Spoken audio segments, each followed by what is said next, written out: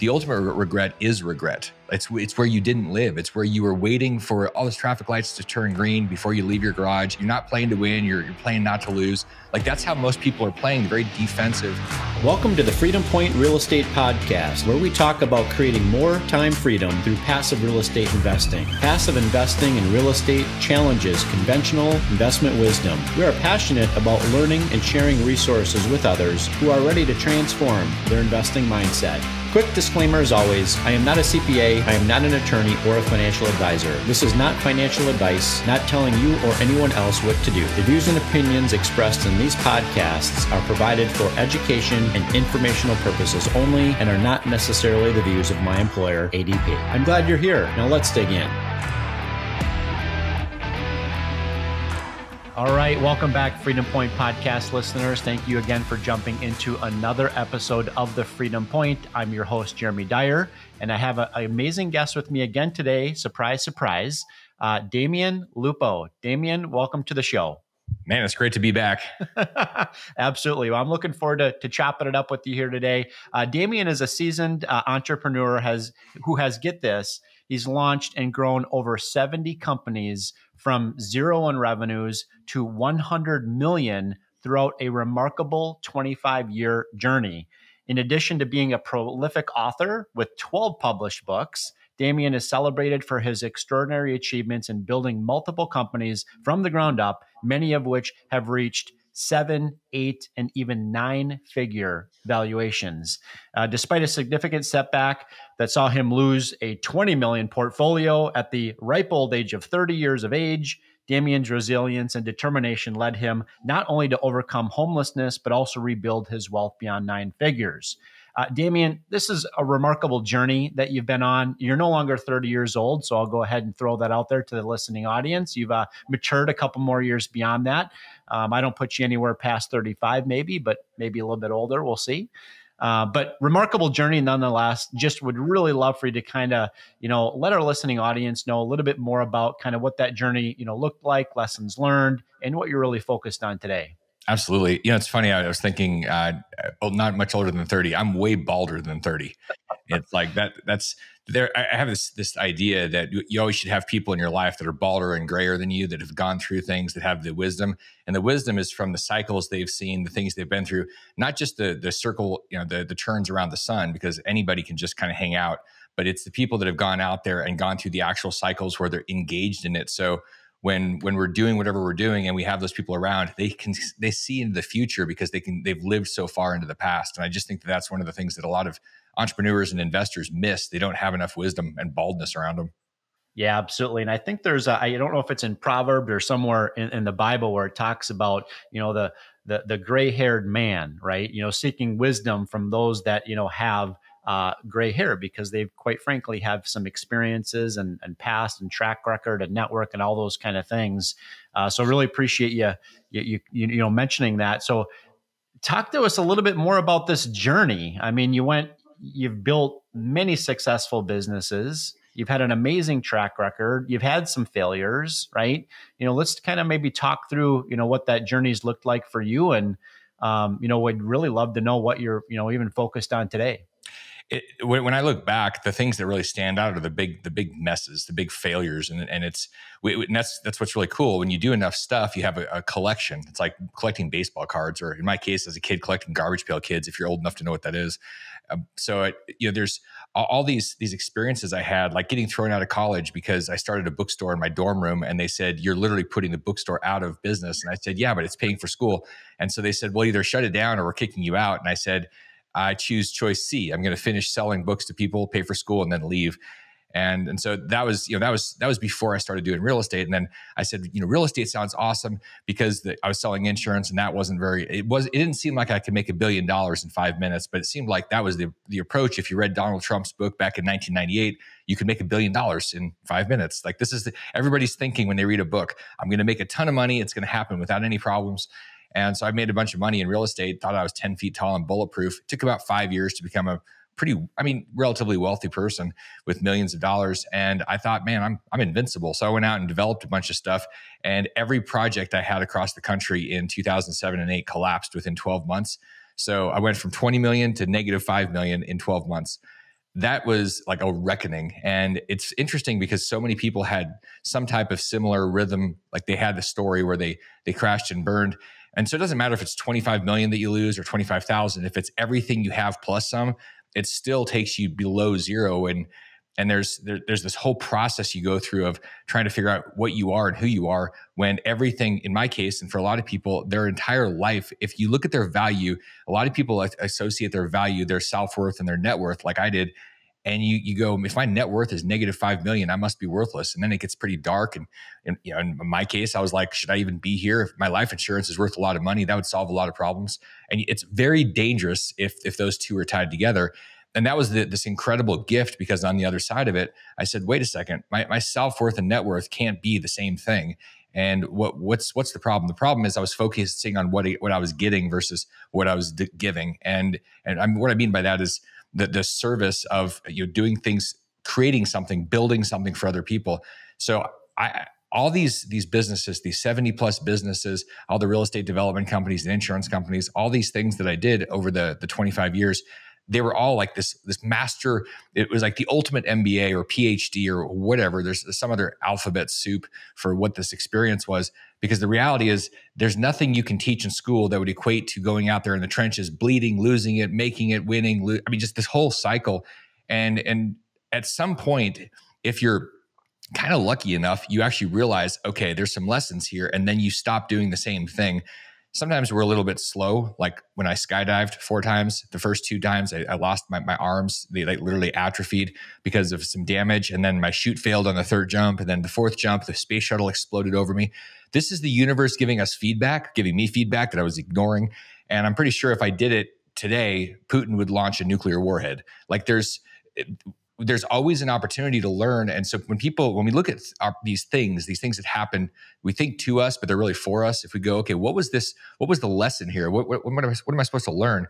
It's like, oh, dang, that's cool. Okay, I learned that. Instead of going, oh man, I'm a failure, everybody's going to think I'm a dodo bird. Like, yeah, okay, cool. That's part of the process. And what the ultimate freedom that I found was something that a mentor told me 20 years ago, literally 20 years ago, 2004. He said, you have no idea how much freedom you'll have until you stop caring what other people think about you. In that moment, you're truly free, because you're not trying to navigate everybody else and manage all their thinking. And it took me probably 15 freaking years to really embrace that. But now I don't really care. And it gets me into trouble sometimes with other people. And I don't care. If somebody doesn't like my truth, that's not my problem. And I say that not to be arrogant, but to be certain that I have values and beliefs, and everybody should own their own stuff. And you get to move more freely through life. And so that's where we are today after, going through that process in '08 and being homeless. It's kind of interesting that when I look back, when I lost my house and literally living out of my car, and my girlfriend went away. She actually took the dog. And like this whole process and all the money's gone. And I was like, man, I should have moved to Nashville. I could have been a country songwriter. Like it would have been perfect. That's remarkable. I really just appreciate some of the things that you talked about here, Damion. And it's obviously a very remarkable journey, and kind of the highs and the lows. And it is interesting that oftentimes people dwell more on what they've lost versus what they've gained, right? And it's really, up to the individual to really have a mindset shift, I would say, and focus more upon, I lost something, but how can I now learn from that, mistake or that failure or that tribulation or that setback? So great to hear that you've obviously been able to conquer and overcome that in your own life. The other thing that I heard you mention is you kind of talk about this idea, of stop caring about what other people think, right? And I heard this somewhere along the lines that it's actually one of the biggest regrets that people have when they're on their deathbed, is that they were too overly concerned with what other people thought, right? So interesting that you bring up those points. There's a trigger event, if you will. I wrote about this in Reinvented Life that I published in 2012.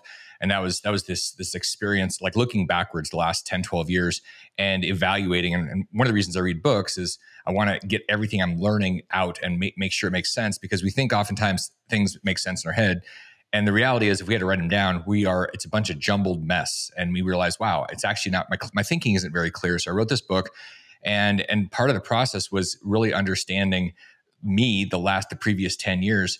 And I think that there's value in anybody that's going through anything to actually, there's a cathartic process. There's this process of putting it out on paper and being real about what it was, and then actually saying, okay, that's what it was, and then I'm going to do something different. These are the lessons. Like, we get this life one time, and in 2013, I realized how relevant that was. When we're young, I don't think we really understand the finiteness of life. But in 2013, when my dad basically called me and dropped a bomb on Thanksgiving and said, I'm stage 4 cancer. And I was like, oh God. Literally flew up to Alaska a few days later and sat down with him. And that was the last time we really had time to talk before he passed away a couple months later. And he made a comment to me that was the most powerful thing that literally seared into my soul. He said, there were so many things that I wanted to do. And you talk about things that people regret at the end of their life.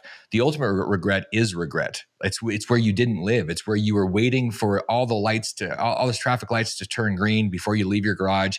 It was, you're not playing to win. You're playing not to lose. Like, that's how most people are playing. They're very defensive. There's this fear of pain. There's this fear of judgment. And unless you grew up in Alaska where bears will literally eat you, or you're on safari in Africa where lions will kill you. Like, I've done these things, and most people don't have that experience. Even when there's like stuff out there, there's violence, there's things that you have experienced, in Minneapolis, like there's stuff that happens, but most of the things that we're afraid of are the boogeyman. And it's when we can say, okay, am I willing to go to my final day and my final breath and look back and say, gosh, there were so many things that I wanted to do, and have a regret tattooed on our corpse? Or are we willing to say, I'm going to go through these things, and then once you do that, you start realizing, wow, nothing's going to eat me. Like, there's no wild animal trying to eat me when I make a mistake and lose some money, or do a business that nobody likes and they think that it's stupid and they don't buy anything. Like, this is an incredible process. And we live in this country that, for all of its faults, we live in a country where you can go out there and try, and you don't go to jail if you make a mistake. There are countries where if you do something wrong, like we used to have debtor's prison. Well, now, man, you can blow up your life financially, and you're like, all right, well, that was an interesting experience. It's like, it's got another PhD in life.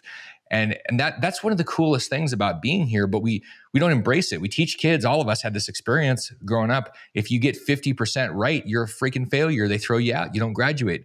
In the real world, you get 50%. Hell, you get 30% right. You're a billionaire and an all-star. And that's the reality of the life that we are in, but we don't realize it because we're like blinded by the indoctrination of a system that wants to keep us in line. And what we need is rule breakers and people that are willing to fall on their face, get up and go, let's go more. Yep. I'm so glad that you highlighted this point. I've got 4 children, as many listen to this podcast know. My oldest son, who's 17, he loves to listen to books, but he would never pick up a book and actually read it for his life. Like, it's not interesting to him.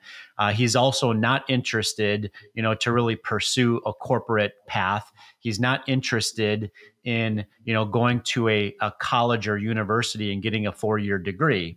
He'll probably limp over that finish line at some point in his life. But right now, he's a natural born entrepreneur. He started a business at the ripe old age of 17 and a senior in high school, where he's going to clear 6 figures this year alone, right? Most people that come out of college in their first year or two don't clear 6 figures. I've got a 17-year-old that is going to do it in year 1 of the business that he started. So who knows what could happen by year 2, by year 3, et cetera. So really appreciate you highlighting, that point. I'd like to maybe pivot the conversation and talk a little bit more about mentorship. I know mentorship is important to you. I know that, you obviously know that, the people that you surround yourself with in life, right, and do life with you are incredibly important to your own, mindset. I have a lot of mentors in my life. They just don't know they're mentors of mine, right? Where does that come from? The podcasts I listen to, the books that I read. So I know you've got a passion for obviously authoring books yourself. Maybe speak to our listening audience a little bit more about kind of what your, perspective is on having mentors in your life that are there to kind of coach you through, some of the challenges that you might face. So what's really cool is back 25 years ago when I was really starting this journey and I was bumbling around and had really, the funny part is back 25 years ago, I was 22 and I knew everything then. I knew much more then than I know now, which is pretty normal. You know, when you're 18, you're like, I'm super smart. And then you realize how dumb you were. But when back then I was very fortunate. I had mentors that were mentoring me every day, guys like Tony Robbins and Jim Rohn and these people out there. And for those of the listeners that know who those people are, they're like, wow, how'd that happen? I just bought their damn tapes and then I listened to them until I broke the tapes. And that was how I started the mentoring. People often ask, how do I find a mentor? I'm like, you literally have access to every mentor that's ever lived, and they're sitting on the internet. They're on YouTube. You can buy. I used to go to Goodwill and get these tape sets for like $5 that were normally $60. This is when I was absolutely broke, but I was resourceful and I wasn't poor in my creativity. And I was like, okay, how do I get access to these things? I got $5. So I would go get this thing, and it'd be these brand new, 6 hours of wisdom from these people. And I would just consume it. And ultimately what happened is osmosis. Like if you're around these things, this is why that idea of those 5 people that are around you influence you. They're those 5 people, you become those 5 people in every way, like how wealthy they are, how fit they are, how much integrity they have. Like if you're around 5 people that cheat on their spouse, guess what you're probably going to do? Like this is going to become, and because it becomes normalized. And the reason for mentoring and masterminds is so that you can start normalizing the things that are different about life that you want versus what you have. If you're around a peer group and they're all doing the same things, you're not growing. You're going to literally be sitting there. You might grow incrementally, but most people, even maybe it's not really out there, but inside their mind, they have a vision. They're just scared to go after it, of this bigger life. And the only way to really do that is to get around people where your vision is normal to them and they're cheering you on. The problem is most people have people around them that are going to be like crabs in a box, meaning you have a vision and they're going to tear you down because they don't want you to leave the box. They want you to stay with them. That this is a very normal, it's like a primal thing. We want people to be around us because if they leave, we're less safe. So you have to kind of fight primal instincts. Well, instead of fighting your friends, you just create new friends. That may be going and getting tapes or literally audios. I mean, people are like, what the hell is a tape? I'm like, okay, there used to be physical things that had music or people's voices. But that's how it started for me. And then people would have masterminds and I'd say, cool. And I'd sign up for masterminds and I'd show up. And the greatest thing you can do with a mastermind is participate. I mean, go all in. What I've seen with a lot of people that hire coaches or they get into masterminds is they'll say, well, that coach didn't work for me, or like I didn't get anything out of it. Or they'll say, well, what's in it? What am I going to learn? Like prove it. And I laugh and I'm like, you're missing the point. They're opening space. A great coach, a great mastermind opens space for you to unpack you. And if you're willing to do the work, you can accelerate your life in such a rapid way. It's beyond anything you can imagine. You mentioned Proverbs. My mastermind's called 1522, and that's because of Proverbs. It's literally that we're able to do better with counsel. And we don't have enough lifetime to go through all of this ourselves. This is why you go find grayer, balder people around. If you have a bunch of mentors that are 23 years old, unless they're teaching you AI, you're probably missing some people that you need to have in your life. And so it's appropriate to ask, what's the experience? The difference between a mentor and a coach very often is mentor has the experience, coach has information. And so you understand there's information is not wisdom. Information is just, I know what to say, but I don't know if it's not really in my DNA. When somebody asks me a question or they share, hey, I've got this investment deal or this business, I have this visceral, automatic intelligence, and it's not in my brain, it's in my cells. It's like literally from the experience. It's emotional information from 30 years of doing all these things.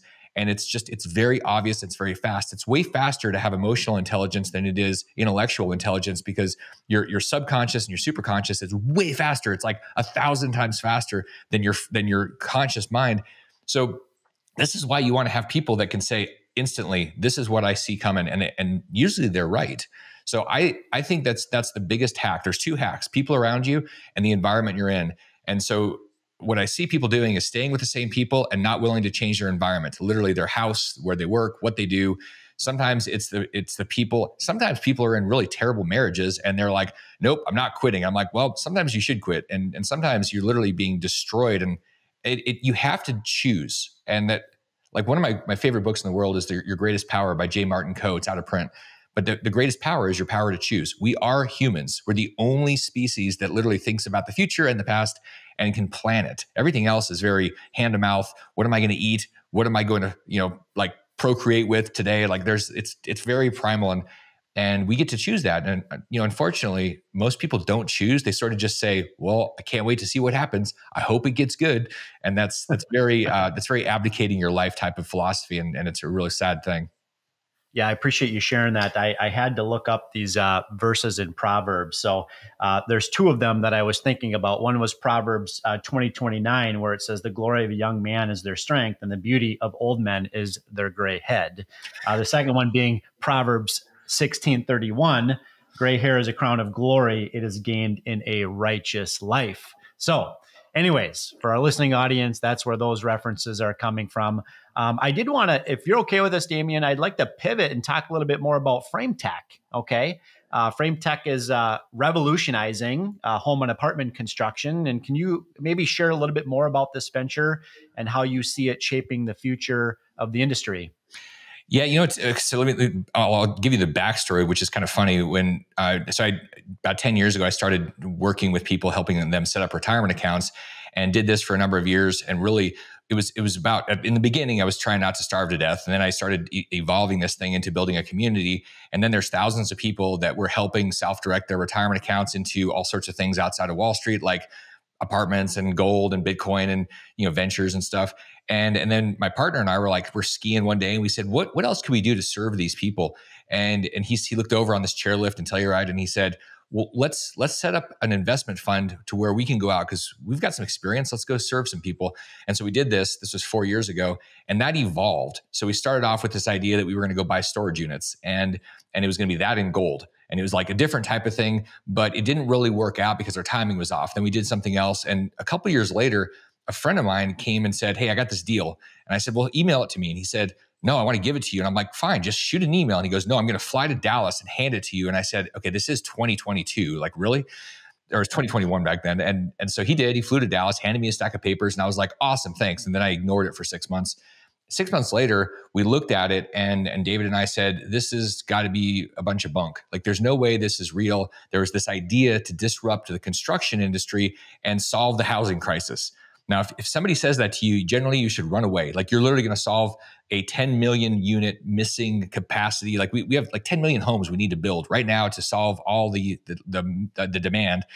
And we're like, well, all right, we're curious. And for those of you that are investors or business owners or whatever, you're in general, if you're a human being listening, which you probably are, this is kind of not for the dogs out there listening, but human beings being curious is the ultimate. Like, be curious. So we were curious. We showed up in Sedona, where I live now, and we had this meeting with these guys, and we said, okay, tell us what you want to do. And they said, we want to build this manufacturing plant that will build the floors, the walls, the trusses in a very automated way to change the way framing is done. Because right now, we've all seen framing. You go to see a house or an apartment being built, and there's a bunch of guys out there swinging hammers, and they're kind of grizzled, and they're getting beat up by the sun and the rain. And you got wavy boards, and it's a mess. It's very inefficient. It's very slow. There's a lot of waste, and you see dumpsters full of wood. And so these guys said, we have an idea. It's a vision where we have this automated process for material handling where we can eliminate 99% of the waste by putting all these boards together, making one giant board. And we can build something. We can frame a house. Instead of 2 months, we can do it in 2 weeks. So 4 times faster. And because we're building all these components in a plant, the quality is going to be 10 times more. And we went, well, that seems pretty awesome. And so then we said, all right, we're dumb enough or crazy enough or whatever you want to say, we love the idea and we really love you guys. And so we're in. And they said, really? And we said, yeah, we'll get you the $40 million. And they said, okay, awesome. And then they walked off, and they were kind of shaking their head going, that's great, but these guys are full of crap. Like, there's no way after lunch they're writing us a and we did. We went out and we brought our community together, which is why I mentioned the eQRP. All these people that came together over the previous 10 years, we built up relational trust and experience. And they said, we're in. We have 400 investors that came together and said, we want to be a part of this solution. And it was, so there was this really cool thing. It wasn't just a passion project where we're like, oh, we're going to do something and it'll save the world. Everybody win. All is going to win. The stakeholders all win. The environment, the community, the jobs we're creating. The investors were like, that's the kind of thing we want. And so it's been 2.5 years, and the plant is coming online this month. And we'll be producing. And for the last 2.5 years, literally, the industry has been looking at this going, yeah, whatever. You guys have this idea. You're crazy. It's not going to work. And then some of the bigger companies, one of the top 2 companies came out to our plant a couple of weeks ago, walked in, took a tour and said, holy crap, can we maybe license this?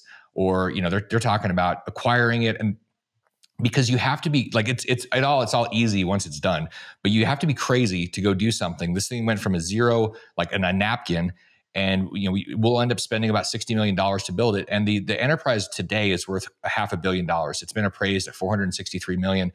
Once we're online, it'll push past $1 billion. And so really simple, right? If you want to build a unicorn, just go build a manufacturing plant or something. And I laugh. I'm like, man, it took a lot of brain damage and there's no hair left to fall out. Like this experience of bringing this all together, being ready to be the person that can be a part of this, and having people that will actually want to do business with me. And so I'm very fortunate to be a part of something like this. And it took time to put all these pieces together. So ultimately, this is something that they'll push across the country and help solve the housing crisis and bring a lot of homes. Contrary to the politicians out there that say that they're going to create housing somehow magically, we're actually building it, and it's very cool to be part of the solution in reality, not as a hope and a dream, but it actually sticks in the ground that creates shelter for our fellow citizens here in this country. Yeah, I mean, what you guys are involved with at FrameTec is really revolutionary. And for those that are listening to this podcast episode, listen, the way that single family homes and multifamily, properties have been built in this country are using very old school construction technologies, like old school, right? Like, why can't we as a society get to a point in which we can assemble homes on the way that we assemble cars on an assembly line type of a setup, right? Where you're not having to be as concerned about, changing weather conditions. You live in Arizona. It's a tough place to be when you're trying to build a residential housing community in Arizona in July and August. Okay. In Minnesota, where I live, it's very difficult to construct residential housing communities here in January when it's 20 below zero, right? Or there's thunderstorms or hurricanes or all kinds of different, applications for that. So what you guys are doing is remarkable. And I totally agree with you in the sense that the solution is not to give more money to first-time home buyers or provide concessions to tenants, to rent units. The answer is in the supply and demand imbalance, which we have a tremendous shortage in this country, both on single family as well as multifamily units. And you guys are really stepping in to really help, bridge that gap. And that's the thing about being an entrepreneur. You can't help but to see a problem. And you're like, when people let loose their own ingenuity and creativity and their willingness to say, I'm gonna try, I'm actually gonna go do it.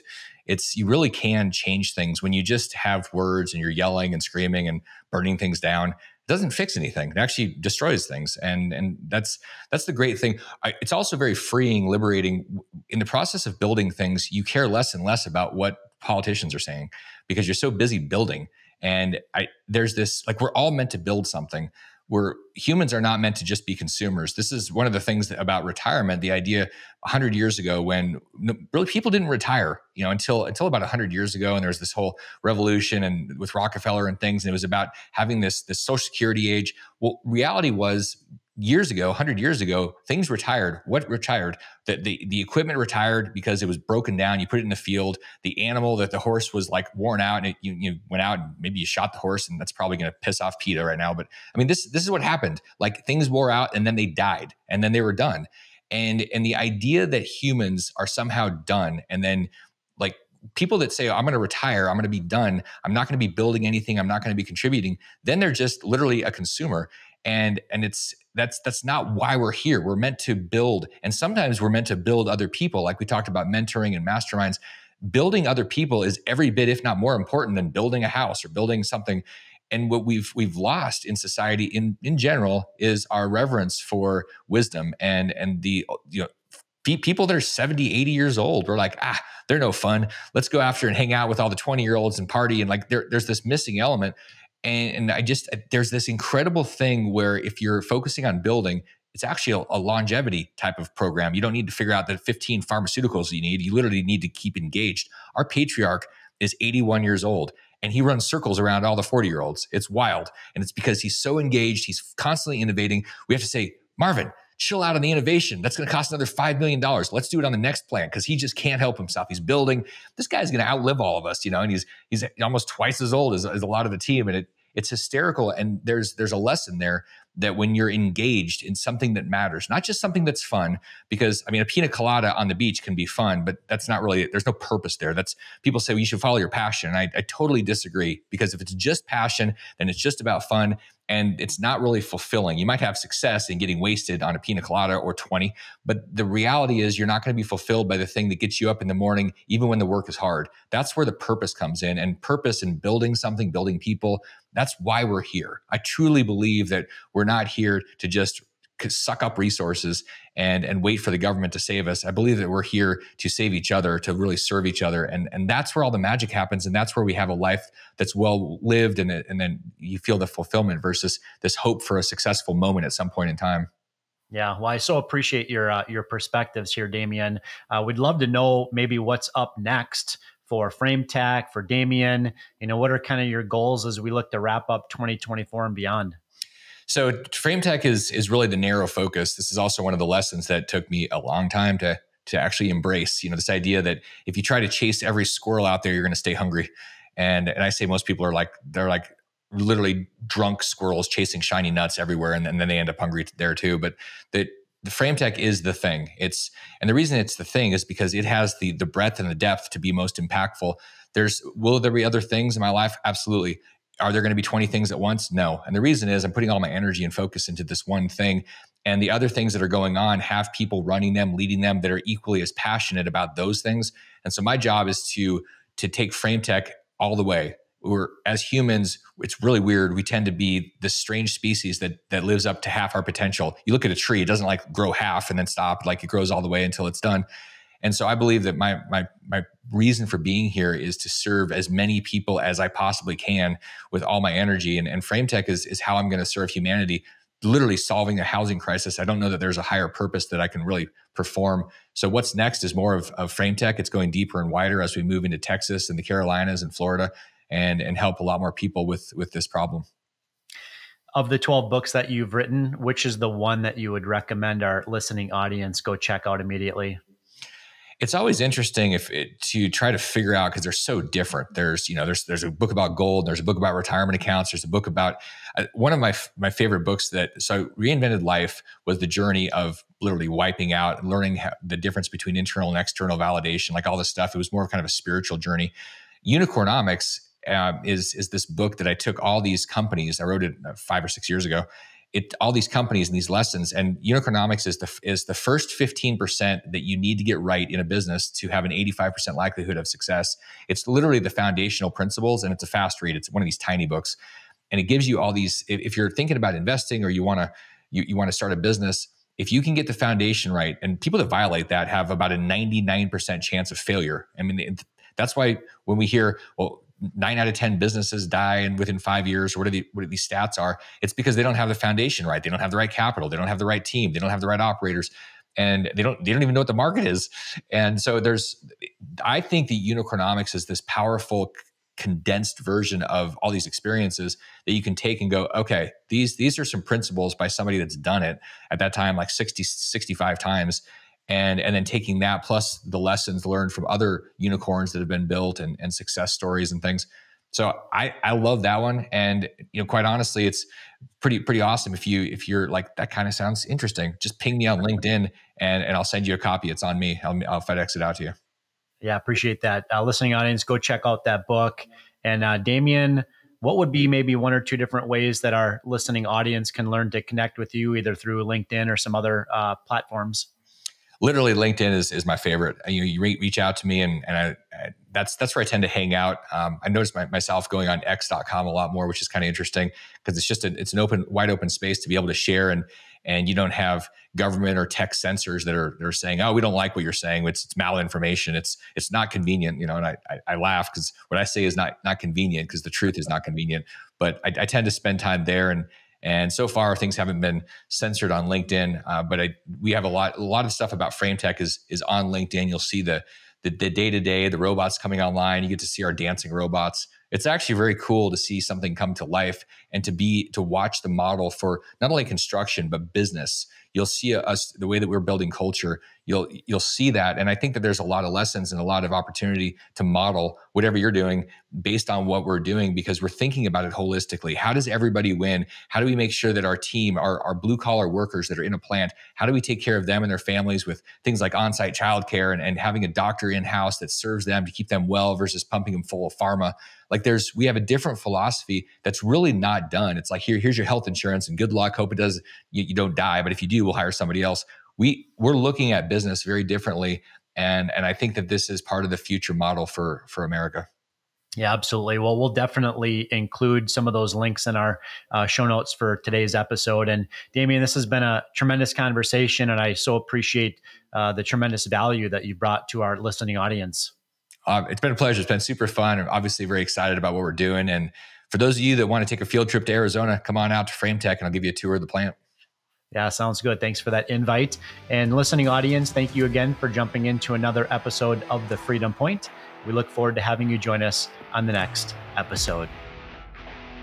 Thank you for hanging out with us today and for listening to the Freedom Point podcast, powered by Starting Point Capital. This show is for entertainment purposes only. Nothing said on this show should be considered financial advice. Before making any financial decision, please consult with a professional. This show is copyrighted by the Freedom Point podcast. Written permissions must be granted before syndication or rebroadcasting. If you're interested in connecting, you can find contact information at startingpointcapital.com.